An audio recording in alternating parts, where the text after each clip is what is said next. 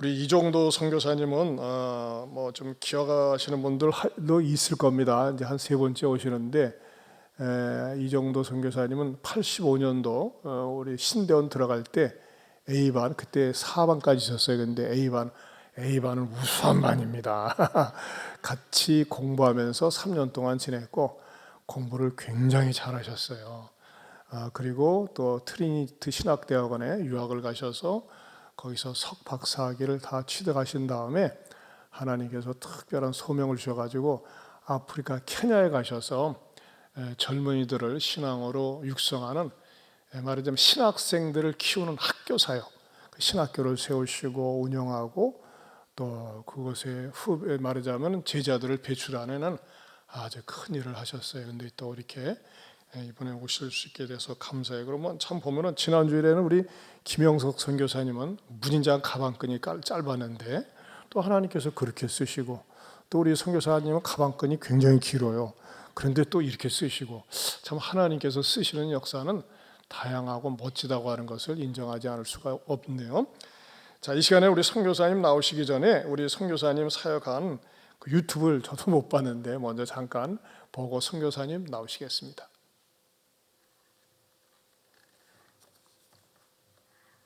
Pioneer, pioneer,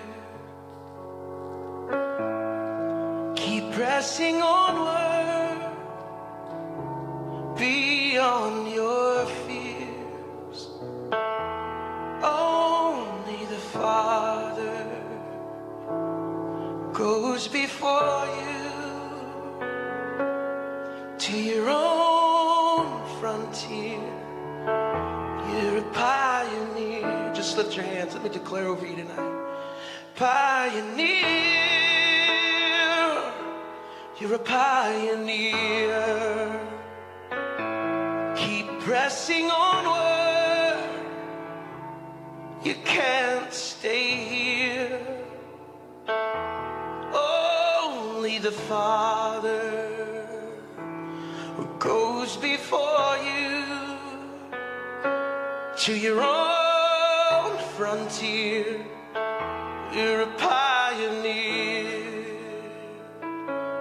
You travel light and you travel alone, and when you arrive, nobody knows but your Father in heaven. He is glad you can go, 'cause those who come after you will need the road. You're a pioneer, pioneer. Keep pressing onward beyond your fears. The Father goes before you to your own frontier. You're a pioneer. What you have done, others will do. Bigger and better and faster than you. But you can't look back. You can't look back. You can't look back. You gotta keep on pressing through. There's a wilderness pathway. It's calling you.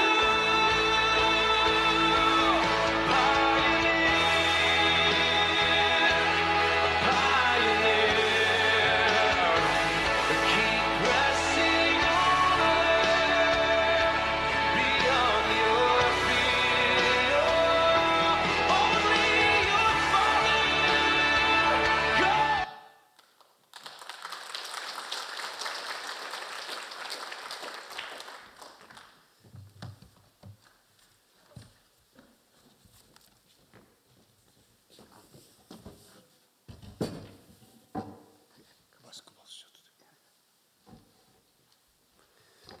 제가 손님이라서 마스크 끼고 하려니까 목사님 자꾸 벗어도 된다고 그래서 그러면 순종하는 마음으로 벗도록 하겠습니다.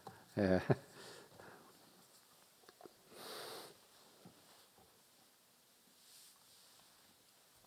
훨씬 미남이죠. 예, 여러분 반갑습니다. 특별히 우리 제가 이 본당을 짓기 전에 제가 방문했었어요. 그리고 이렇게 이번에 한 7년여 만에 방문을 하는데 너무 예배당을 아름답게 이렇게 잘 지어서 참 너무나 이렇게 교회가 많이 부흥하고 성장한 모습을 볼 때 너무나 감사하고 하나님께 영광을 올려드립니다. 우리 목사님 제가 생생하게 기억합니다. 제가 그 선교사로 나간다고 기독 신문에 이렇게 기사가 났었어요. 이렇게 기사가 났는데 그 기사를 목사님이 읽으시고 저한테 서울로 연락이 오셔서 목사님 선교사로 나간다는 말이 웬 말입니까? 목사님 아마 기억 못 하실지도 몰라요. 그래서 이제 그때부터 협력을 하기 시작해서 지금까지 계속적으로 제 선교 사역을 이렇게 후원하고 협력해 오고 있습니다. 목사님께 너무 감사드리고 우리 예안교회 앞에 너무나 감사를 드립니다. 방금 보신 그 동영상은 저희가 하는 사역 세 가지 사역입니다. 첫째는 저희가 신학대학이 있고요. 두 번째는 그 초등학교가 있습니다. 초등학교는 우리가 졸업한 우리 학생 한 사람을 미전도 종족의 선교사로 보내서 그 사람을 통해서 초등학교를 세우게 되었고 지금은 약 250명 정도의 학생들이 있습니다. 그리고 감사하게 또 서울의 어느 교회에 두 분 집사님이 헌금을 하셔서 저 좋은 아름다운 초등학교를 이렇게 세우게 되었습니다. 그래서 저기도 미전도 종족 지역인데 그곳에서 좋은 그러한 초등학교로 알려져 있습니다. 그래서 학생들의 숫자도 날마다 이래 늘어나고 있고 세 번째는 아까 그 흙벽으로 지은 교회 있죠. 그래서 그 교회가 우리 에티오피아, 케냐의 북쪽이 에티오피아가 있고 수단이 있는데 에티오피아 출신 선교사님에게 우리가 그곳에 보내서 지금 교회를 18개를 저 목사님이 개척을 하셨어요. 제가 그곳에 선교사로 있지만 제가 그곳에 가면 일주일 버티기 좀 힘들 겁니다. 그런 열악한 지역이고 마실 물도 제대로 없고 그런 지역인데 그곳에서 우리 목사님이 가서 이렇게 하나님 나라 사역을 왕성하게 잘 해주고 계십니다. 오늘 그 읽었던 우리 마태복음의 본문 말씀을 중심으로 해서 우리 생각하면서 케냐 선교 이야기도 계속 제가 곁들여서 말씀을 드리도록 하겠습니다. 오늘 본문은 우리가 잘 아는 대로 마태복음의 마지막에 자리 잡고 있는 그러한 본문이죠. 그래서 이 마태복음의 마지막에 자리 잡고 있는 본문으로서 또 마태복음의 절정을 이루고 있는 그러한 말씀이기도 합니다. 그래서 우리는 이것을 대위명령 혹은 영어로 The Great Commission이라고 우리가 이렇게 하죠. 주님께서 의미는 똑같습니다. 대위명령이죠. 여러분 마태복음은 하나님의 나라 천국의 복음입니다. 특히 우리 마태복음은 1장부터 시작해서 예수 그리스도의 족보부터 시작하는데 바로 하나님 나라의 왕이신 예수 그리스도의 족보를 이야기하는 겁니다. 그리고 나서 그 다음부터는 이제 군데군데 계속해서 하나님 나라에 대하여 예수님께서 하나님 나라를 세우기 위하여 이 땅에 오셨다는 것을 의미하면서 계속적으로 말씀이 연결되어 나아가다가 오늘 마태복음 28장 이 마지막 절에 바로 예수님께서 이 부분은 마태복음의 가장 마지막 부분에 있을 뿐만 아니라 또한 예수님께서 십자가에 죽으셨다가 부활하시고 성천하시기 직전에 주신 말씀이에요. 그래서 제자들을 예수님께서 갈릴리에서 대부분 사역을 하셨는데 그 갈릴리의 어느 산, 그곳에 예수님께서 제자들을 그곳으로 오라고 이렇게 제자들에게 부탁을 하고 그래서 예수님께서 그곳에 제자들을 만나서 바로 이 말씀을 주신 거예요. 그러므로 너희는 가서 모든 민족을 제자로 삼아 아버지와 아들과 성령의 이름으로 세례를 베풀고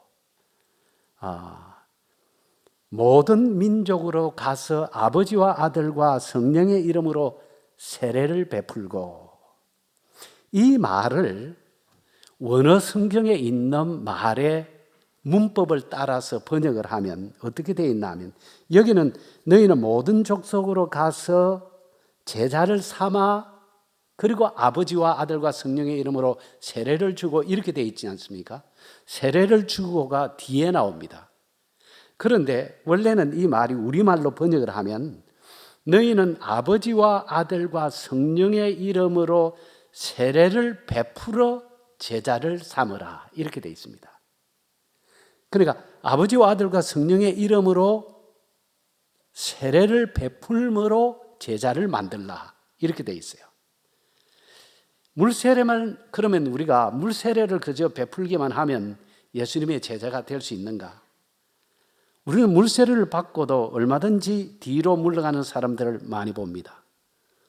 세례를 주어 제자를 삼는다는 이 말은 의식적으로 그저 세례만 받으면 예수님의 제자가 된다는 그 말이 아닙니다. 그래서 이 아버지와 아들과 성령의 이름으로 세례를 베풀고, 여기에서 우리가 생각할 두 부분이 있는데, 첫째는 아버지와 아들과 성령의 이름으로라는 말입니다. 유대적인 배경에서 이름은 단순한 어떤 사람들의 호칭을 이야기하는 게 아닙니다. 유대적 배경에서 이름은 그 사람의 인격 전체를 포함하는 그러한 의미를 가지고 있습니다. 그러니까 예를 들어서 이종도라는 이름을 가지고 있는 저를 유대적 배경에서 생각한다면 저의 외모만을 나타내는 것이 아니라 제가 가지고 있는 성품, 인격, 그리고 외모, 이런 전체, 전인격적인 존재를 의미할 때 유대인들은 이름이라는 말을 써요. 그러니까 하나님의 이름이라면 단지 하나님의 이름을 말로 사용한다는 이런 말이 아니라 하나님이 가지고 계신 전 성품을 의미합니다. 그러므로 여기에서 아버지와 아들과 성령의 이름으로라는 말은 아버지와 아들과 성령의 전 인격적인 실체를 의미하는 것이죠.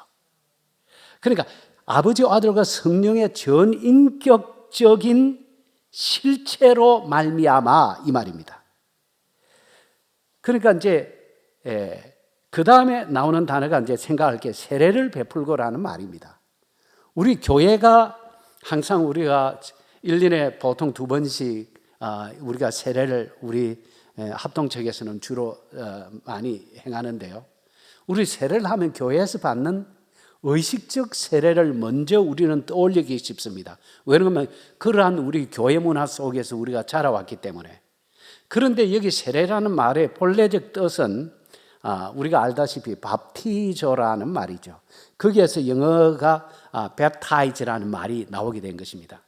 그래서 이 밥티저라는 이 말은 원래가 좀 더 정확하게 번역하면 immerse라는 말로 번역해야 더 정확한 말입니다. 그러니까 물속에 푹 잠긴다라는 의미를 가지고 있죠. 제가 여기서 오늘 말씀을 드린 것은 우리 교회에서 세례받는 형태가 물세례가 맞느냐 아니면 침수 세례가 맞느냐 그걸 설명하려고 하는 게 아닙니다. 그걸 설명하면 제가 말씀하려고 하는 이 부분에 대한 이 본질이 이렇게 바뀌게 되기 때문에 그 부분은 우리 목사님께서 세례 때마다 아마 설명을 하실 겁니다. 그런데 여기 아버지와 아들과 성령의 이름으로 세례를 베풀고가 세례라는 의미가 물속에 푹 잠긴다라는 말의 뜻이라면 이 말을 우리는 이렇게 다시 풀어서 볼 수가 있는데 아버지와 아들과 성령의 전 인격 속에 푹 잠기게 하고 이 말이 되는 거죠. 그러니까 아버지와 아들과 성령의 전 인격 속에 푹 잠기게 함으로 제자를 만들라 이 말입니다. 근데 이게 제 말이 아니고 제가 문법적 지식이 해박해서 하는 말씀이 아니고 문법적인 것을 찾아보기도 했지만은 저는 그 유대인의 성경, 영어로 된 유대인의 성경이 있습니다. 그러니까 유대적인 배경을 잘 살린 그런 번역본이 있어요. CJB라는 번역본이 있는데 거기에 바로 이렇게 번역이 되어 있습니다. 바로 예수님의 제자들에게 명령하기를 너희는 모든 민족으로 가서 아버지와 아들과 성령의 이름으로 그 사람들을 푹 잠기게 하여 그들을 예수님의 제자로 만들라 이렇게 되어 있다는 거죠. 그러니까 이 말이 굉장히 깊은 의미가 있지 않습니까? 우리가 실제 세례 의식 속에 의식만 받게 된 사람이 우리가 하나님의 전인격 속에 사로잡혔다라고 말하기 힘듭니다. 그런데 진짜 우리가 그리스도의 진정한 제자는 성부, 성자, 성령 하나님의 실체 속에 완전히 푹 잠긴 자만이 진정한 예수의 제자가 될 수 있습니다. 이번에 우리가 코비드-19 이 시기를 우리가 통과하면서 우리 교회가 직격탄을 사실은 맞고 있습니다. 많은 사람들이 교회의 출석을 이제 거부하고 또한 집에서라도 가정예배를 드리면 그래도 괜찮은데 그렇지도 않고 아예 교회 출석까지 거부하는 이런 경우들을 우리가 많이 보게 됩니다. 이런 위기의 때를 통과하면 우리 신앙이 검증이 됩니다.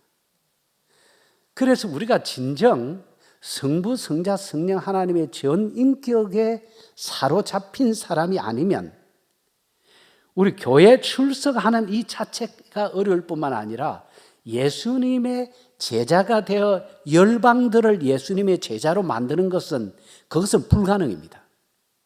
제가 열방들에서 사역을 해봐도 마찬가지입니다. 저는 아주 선교 사역의 초창기에 제가 한 꿈을 꾸었습니다. 여러분 이 꿈이 신비한 그런 의미에서 꿈은 아닙니다. 그런데 제 신앙적 경험이라서 말씀을 드립니다마는 어느 날 꿈을 꾸었는데 꿈속에 초라한 초가집 한 채를 보았어요. 초가집을 보니까 이 옛날 우리 한국 초가집 같은 우리 아프리카에도 그런 집이 있기 때문에 제가 꿈속에 아마 그런 집이 나타났던 것 같아요. 그 초가집을 보니까 군데군데 구멍이 이렇게 펑펑 뚫려 있어요. 그리고 비가 오는데 그 초가집 위에 비가 오는데 비가 주룩주룩 내려서 초가집을 완전히 적시고 안에서 보니까 초가집이 다 쓰러져가는 모습을 보았습니다. 그런데 희한하게도 또 다른 꿈을 연속적으로 꾸었어요. 그날 같은 날에 제가 이제 전쟁터에 나갔는데 소총을 들고 전쟁터에 나갔어요. 그런데 적군이 이렇게 제 앞에 다가오는데 대포를 가지고 펑펑 쏘면서 대포를 가지고 제게로 다가오는데 제가 가진 소총에는 불발이 돼서 총알이 나가지 않고 군대 갔다 온 분들은 다 아십니다만 이 총 끝에 거기에서 불발이 돼서 총알이 나가지 않고 푹푹 떨어지는 거예요. 그래서 그거 참 희한하다. 그러고 나서 꿈에서 깨어났습니다. 그런데 제가 꿈에서 깨어나서 그 꿈이 너무나 저에게는 신기해서 제 자신을 살펴보기 시작했어요. 나의 영적인 상태가 만일 저 초가집과 같다면, 그리고 내가 영적 전쟁터에 나아갔는데 내가 쏘는 이 능력이 하나도 없고 내가 쏘는 총이 앞에서 불발탄이 되어 떨어지는데 적군은 대포를 들고 쫓아온다면 내가 선교지의 이 영적 전쟁터에서 어떻게 하나님의 복음의 열매를 맺을 수 있을 것인가를 생각하기 시작했습니다. 그리고 제 자신의 영적인 모습을 돌아보면서 그때 하나님 앞에 회개도 하고 또한 하나님 앞에 기도하는 시간들을 가진 적이 있습니다. 마치 우리의 신앙생활도 우리 예수님께서 너희는 모든 족속으로 가서 제자를 삼을 때에 진정한 하나님의 전인격 속에 사로잡히지 않으면 예수 그리스도의 진정한 제자가 될 수 없고 영적 전쟁터에서 적군은 대포를 들고 쫓아오는데 나는 영적인 무기가 없는 거예요. 그래서 불발탄이 되어 떨어지듯 우리가 하나님의 전인격에 사로잡히지 않을 때 그러한 우리의 이 하나님 나라 사역에 우리는 실패할 수밖에 없는 것입니다. 그래서 이 마태복음 28장은 바로 마태복음이 하나님 나라의 이야기고 마태복음 28장 이 16절 이하는 하나님 나라의 복음을 전파하는 바로 제자들의 그 퀄리피케이션, 자격이 어떠해야 하는가를 우리에게 보여주고 있는 것입니다. 진정 우리가 하나님의 하나님의 무기로 영적으로 진정으로 우리는 무장되어 있지 않다면 예수 그리스도의 전인격 속에 성령의 충만함 속에 우리가 사로잡혀 있지 않다면 우리가 선교지의 전쟁터에서 영적으로 패배할 수밖에 없다는 것입니다. 우리 선교사가 그러하듯 우리 또한 여러 성도님들도 마찬가지 아닙니까? 이 코비드 시대에 우리 자신들이 영적 상태가 진정으로 이 삼위 하나님의 전인격 속에 푹 잠긴 경험이 없고 그분의 그 주시는 그 능력 속에 푹 잠긴 경험이 없다면 우리는 위기가 올 때 다 쓰러져 불고 넘어질 수밖에 없다는 것입니다.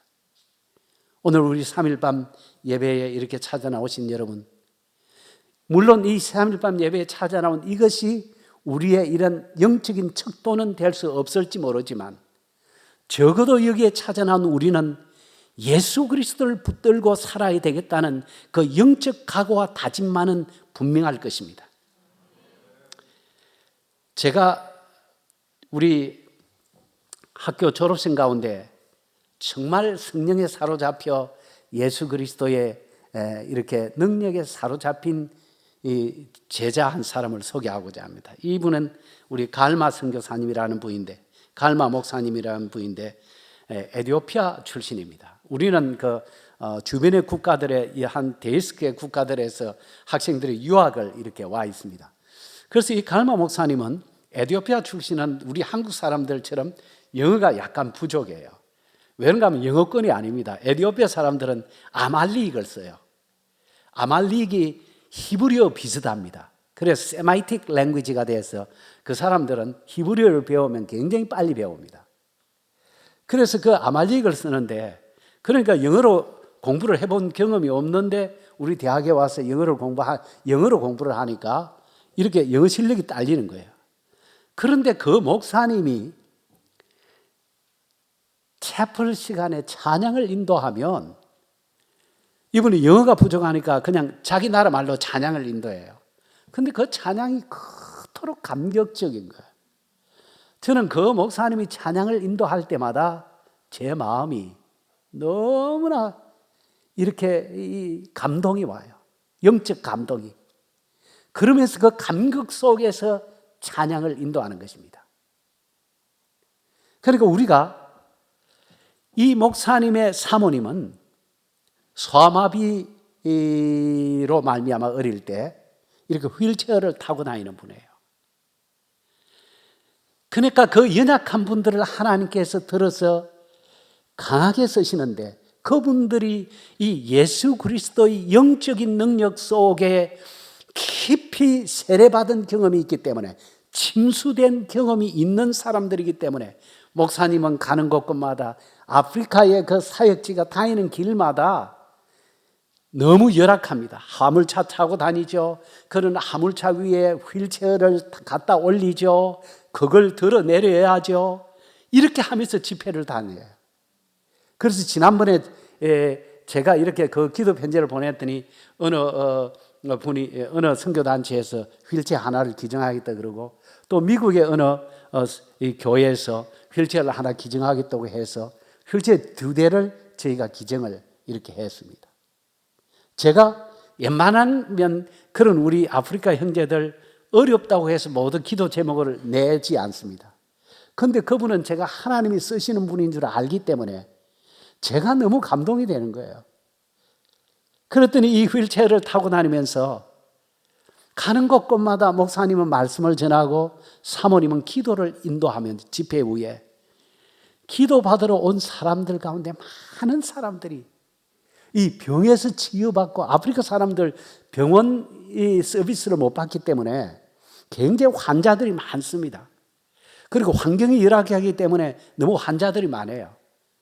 그러니까 그 사람들이 병원에도 제대로 못 가고 하니까 그 사람들이 찾아올 때 이 목사님 사모님이 이렇게 목사님 설교 후에 이 기도를 해주면 많은 사람들이 치유를 받는 이런 역사가 일어나기도 합니다.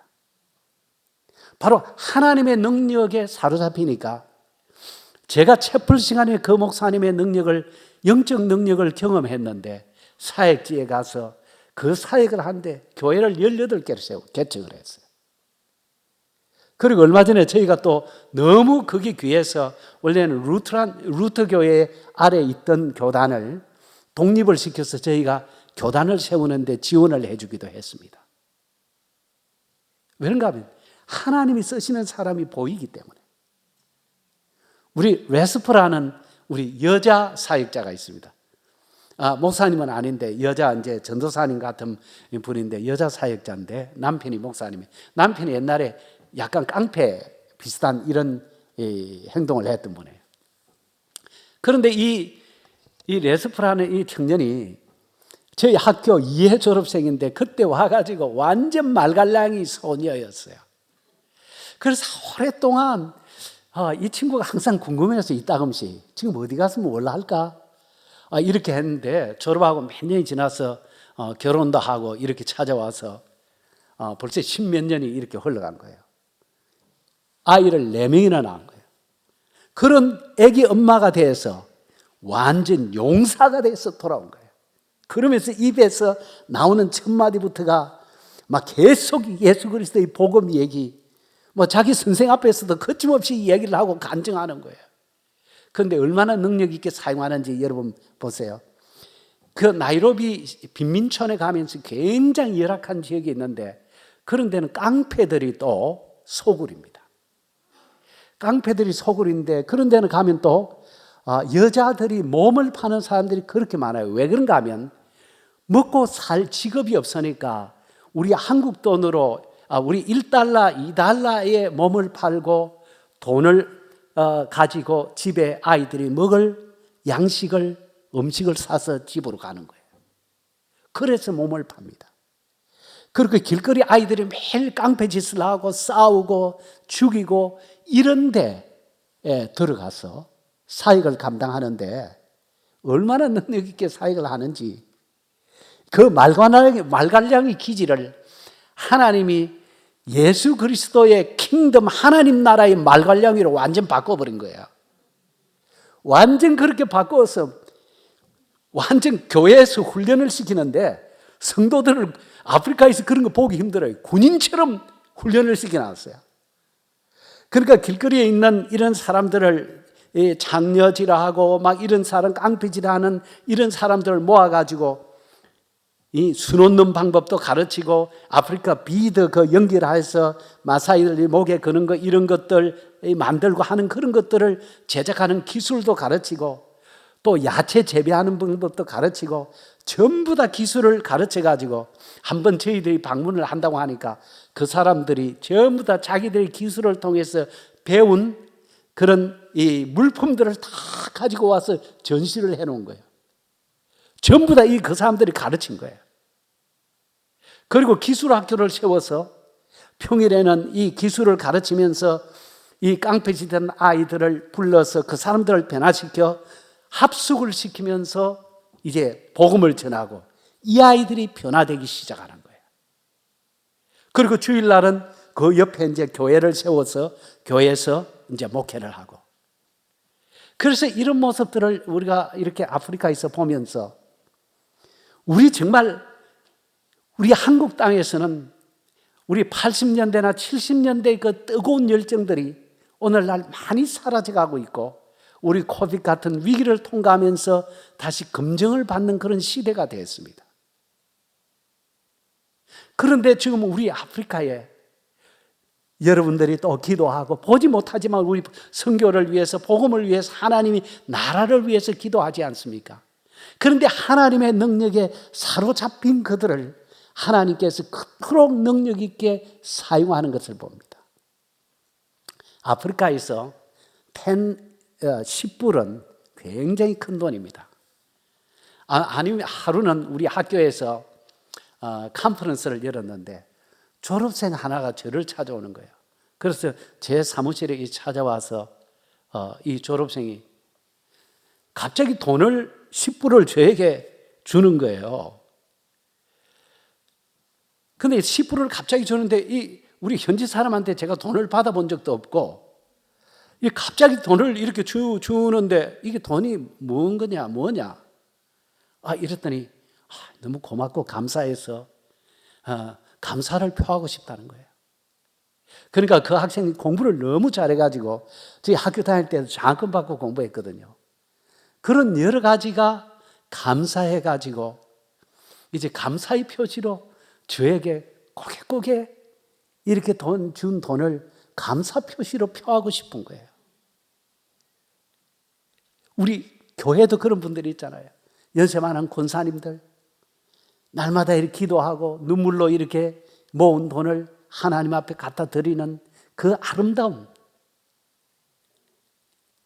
과부의 동전 두냥과 두입과 같은 그러한 우리 아름다운 신앙을 우리 보지 않습니까?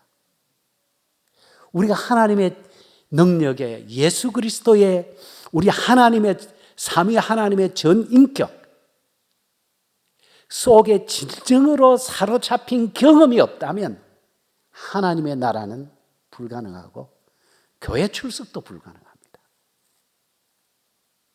우리는 이 하나님의 전인격 속에 우리는 사로잡힌 자라야 진정한 예수의 제자가 되고 하나님의 나라가 바로 하나님의 통치가 이루어져 가는 것입니다. 하나님의 나라는 하나님의 통치입니다.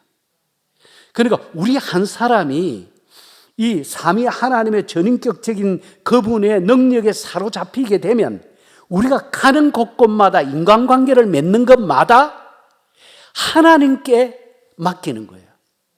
그러니까 하나님께서 통치하게 되는 겁니다. 우리 마음도 마찬가지예요. 우리 마음이 때로는 여러 가지 갈등으로 찢기고 상처받고 이럴 때 있지 않습니까? 그럴 때 우리의 왕이신 우리 안에 계신 예수 그리스도 그분이에게 우리가 왕권을 맡기고 주권을 맡겨드릴 때 그분이 통치하게 되면 우리 마음속에 평화가 옵니다. 우리 인간관계에도 마찬가지예요. 예수 그리스도가 통치하게 하면 예수 그리스도가 통치하게 우리 자신을 내어주면 그분이 통치할 때 우리 인간관계에 힐링이 일어나게 됩니다. 깨어졌던 관계가 회복되기 시작합니다. 우리가 진정 예수 그리스도의 전인격 속에 사로잡히지 않으면 내가 가지고 있는 고집이나 내가 가지고 있는 자존심 이것들 때문에 하나님의 나라가 하나님의 통치 앞에 우리 자신을 굴복하는 게 불가능합니다. 교회 안에서도 때로는 내가 가지고 있는 어떤 교리, 내가 가지고 있는 어떤 주장들 이런 데 너무 깊이 사로잡혀가지고 다른 사람들의 견해를 전혀 기울이지 않는 사람들, 그게 때로는 선교단체일 수도 있고 때로는 내가 가지고 있는 어떤 교리적 주장일 수도 있습니다. 하나님의 나라는 내 교리를 주장하고 내가 가지고 있는 고집을 주장하면 예수 그리스도의 통치하는 사역에, 통치 사역에 내 자신을 드릴 수가 없습니다. 바로 내가 가지고 있는 고집도, 주장도, 견해도, 내가 소속된 어떤 곳에 이데올로기 속에 빠지면 안 돼요. 교회는. 거기 정치적인 견해일 수도 있고 내가 가지고 있는 선교단체의 어떤 밸류, 가치일 수도 있습니다. 그러나 그런 모든 것들은 하나님의 통치사역에 나 자신이 드려지고 예수 그리스도의 통치를 기다려야 되는 거예요. 그럴 때 하나님의 나라가 이루어지는데 내가 가지고 있는 단체의 깃발을 꼽고, 이게 예수 그리스도의 하나님 나라 사역이 아닙니다. 하나님 나라 사역이 아니에요. 우리도 마찬가지예요. 저는 사실 합동청 목사지만은 선교 사역은 초교파로 합니다. 대부분의 선교사님들이 그렇습니다. 왜 그런가 하면 내가 안수를 받고 내가 소속된 교단이 중요합니다. 더욱이 우리가 한 공동체를 이루어서 신앙생활하는 교회는 더더욱 중요합니다. 물론 교단도 교회죠. 그런데 그 모든 것들 중에서도 가장 중요한 것은 예수 그리스도가 내 인생의 주인이며 나의 교회의 주인이시며 왕이시며 내가 사역하는 그것의 왕이신가를 확인하는 것이 중요합니다. 그래서 그 왕권 앞에 우리 자신이 굴복할 때 예수 그리스도의 통치가 열방들까지 모든 민족에게로 펼쳐져 나아가는 것입니다. 그래서 예수 그리스도의 통치가 이루어지는 그곳이 하나님의 나라예요. 우리 마음속도 예수 그리스도의 통치가 이루어지지 않으면 하나님 나라가 아닌 거예요. 내 고집을 주장하고 내 견해를 주장하고 이렇게 되면 하나님의 나라가 나의 속에 하나님께서 나의 속에 통치하지 않으시는 거예요. 내가 통치하는 겁니다. 여러분의 가정 속에, 여러분의 직장 속에서도 어떻게 여러분이 예수 그리스도의 제자가 될 수 있는가? 그분의 전인격에 사로잡혀서 예수 그리스도의 통치가 직장 속에, 가정 속에 확대되어 나아갈 때 예수 그리스도의 통치가 그 속에 이루어지고 하나님의 나라가 거기에 임하게 되는 것입니다. 우리는 하나님 나라가 임하게 해달라고 주기도를 통해서 날마다 하나님 앞에 기도를 드리는데 내 자신이 하나님 앞에 드리지 않음으로 말미암아 내 자신 속에 하나님의 나라가 오지 않는다면 우리는 서글픈 그리스도인에 지나지 않을 것입니다. 그래서 오늘 말씀을 결론을 짓겠습니다. 저희 아프리카의 선교 사역을 돌아봐도, 그리고 우리 사랑하는 여러 제자들의 삶을 봐도 예수 그리스도의 전인격에 사로잡힌 경험이 없는 진정한 제자는 없다는 것을 경험합니다. 오늘 저녁에 이 밤에 찾아나온 여러분들 심령 속에도 이 순간 우리 심령이 예수 그리스도의 왕권 앞에 굴복하고 그분의 통치 앞에 겸손하게 굴복하십시오. 그리고 부부간의 관계도 마찬가지입니다. 부부간의 관계는 제 아내가 여기 앉아 있는데 제가 성자가 아니에요. 항상 모순된 견해가 많습니다.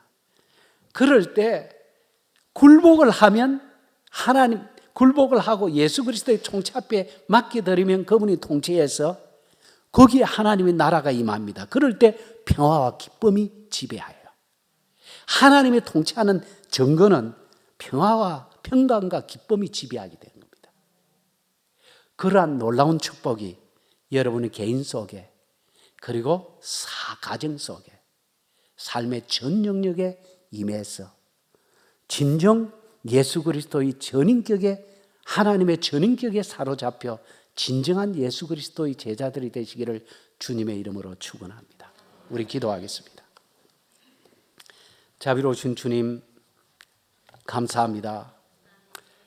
오늘 저녁에 우리 마태복음 28장의 말씀을 통하여 우리가 예수 그리스도의 우리 삼위 하나님의 삼위일체 하나님의 전 인격에 우리가 정말 지배받지 않고 예수 그리스도의 진정한 제자가 될 수 없음을 다시 생각하며 오늘 이 순간에도 당신의 왕권 앞에 우리 자신을 굴복하기를 원합니다.